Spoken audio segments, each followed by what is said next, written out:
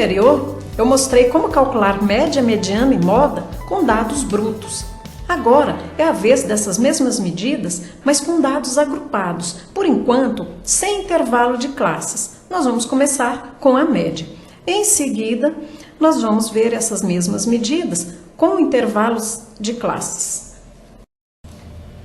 Então, como vimos, calcular a média de dados brutos é só somar todos e dividir pela quantidade deles.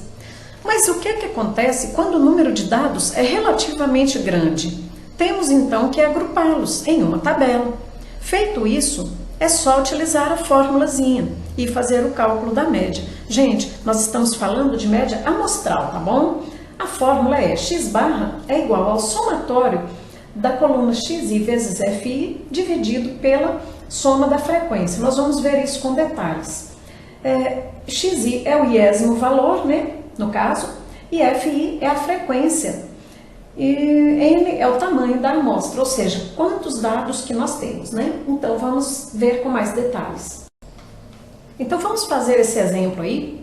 Dadas as seguintes idades de alunos de uma classe de segundo ano noturno de uma certa escola em uma certa cidade, determine a média amostral dessas idades.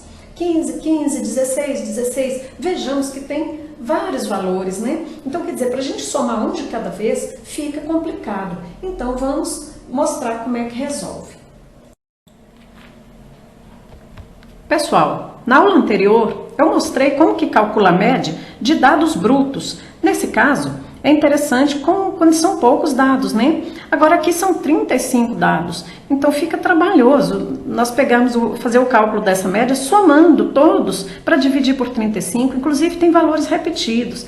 Então nós vamos agrupar esses dados em uma tabela para poder então encontrar uma forma mais fácil de calcular essa média. Então vamos lá.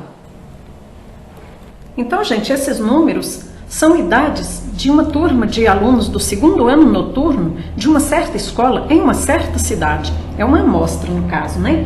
E nós vamos organizar esses dados nessa tabela que eu já até comecei, né, a preencher. Olha só, 15 anos é a idade. 2 pessoas têm 15 anos. 9 pessoas têm 16 anos. 7 pessoas têm 17 anos. E assim por diante. Então, esses valores é como se fosse a frequência. Quantas pessoas que têm certa idade, né? Eles funcionam também como fator de ponderação. Por isso, esse cálculo da média que nós vamos ver agora é bem parecido com o cálculo da média ponderada. Esses números é como se fossem os pesos, né? Então, quer dizer, em vez da gente somar aqui 15 mais 15, mais 16, mais 16, 9 vezes, imagina, né? A gente vai fazer então as multiplicações para poder então fazer o cálculo dessa média. Então vamos começar. 15 vezes 2, 30.